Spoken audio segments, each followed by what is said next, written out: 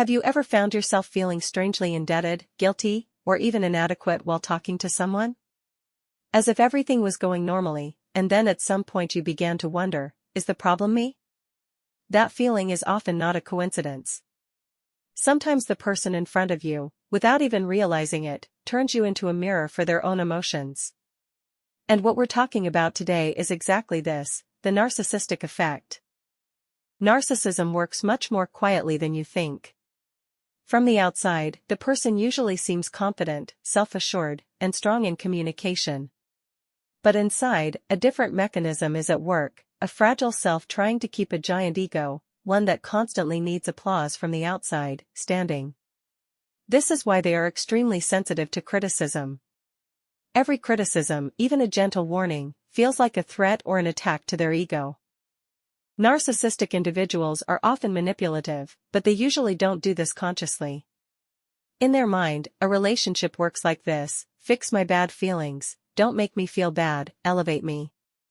Therefore, they blame you for even small mistakes, avoid responsibility, belittle your achievements, exaggerate their own needs, minimize others, and place their emotions at the center of everything.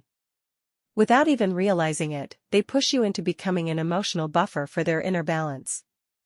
And over time you begin to think, I shouldn't hurt them. It's my fault. I should be more careful. This cycle is the silent vortex of a narcissistic relationship. So, the most common question, what causes narcissism? There can be many reasons. 1. Developmental disruptions. 2. Opposite mistakes made by caregivers during childhood can lay the groundwork for narcissism.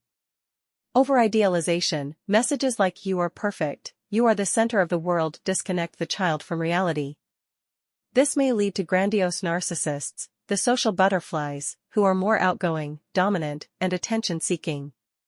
Some may therefore chase power in fields like social media, art, politics, fame, or leadership. Of course, not everyone in these fields is a narcissist. Many healthy people choose these professions to contribute to humanity or support their loved ones.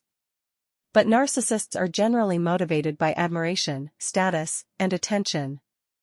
Severe neglect/emotional absence. When a child's emotions are unseen, misunderstood, or dismissed, they never learn to build inner self-worth without external validation. This may result in vulnerable narcissists, who are quieter, more withdrawn, and who expect special treatment from others but become easily hurt or threatened when unmet. These two types may seem opposite, but both lead to the same result, a lack of a solid internal sense of worth. 3. Traumatic breaks. Experiences such as humiliation, exclusion, or constant criticism may push someone to create an untouchable, superior, invincible self to hide their fragility. For learned strategies, some children grow up seeing that the only way to receive attention is to shine, that mistakes are not tolerated, and that empathy is not reciprocated. They carry the same strategy into adulthood. For social environment, cultures that constantly push for performance, visibility, and success reinforce narcissistic tendencies. So the issue is not just individual, the spirit of the era also feeds this structure. Today, social media, which is accessible to everyone, provides even more opportunities for people to showcase themselves. However, there is no definite evidence that social media applications cause narcissism. In fact, we can say that they simply offer a stage for individuals who already have narcissistic tendencies to display themselves and to seek admiration and approval. According to DSM-5, narcissistic personality disorder includes grandiose self-image, lack of emotional empathy, need for admiration, and a sense of entitlement. These traits become a disorder when they impair a person's functioning and negatively impact daily relationships. For example, instead of loving or supporting a spouse, child, or coworker as they are, seeing them as tools to boost one's ego or as objects to brag about. The most interesting part of narcissism is this: what looks like strength from the outside is actually an attempt to protect a fragile inner value. Is treatment possible?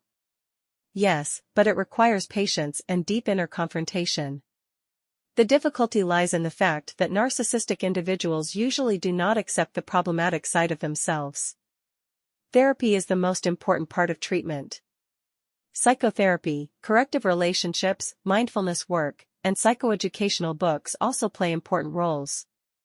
Even small steps can open the door to major transformations. A narcissist saying, "I might have been wrong," for the first time is like the first step of a long journey. With the right guidance, patience, and sincerity, change is not only possible, it's genuinely hopeful. If you have someone like this in your life, remember, their behavior does not determine your worth. It is simply the psychological structure of the person standing in front of you. And the day you realize this, you break free from letting that cycle dominate your life. If you want to continue this journey with me, I'll see you in the next video. Your comments and subscription help this community grow.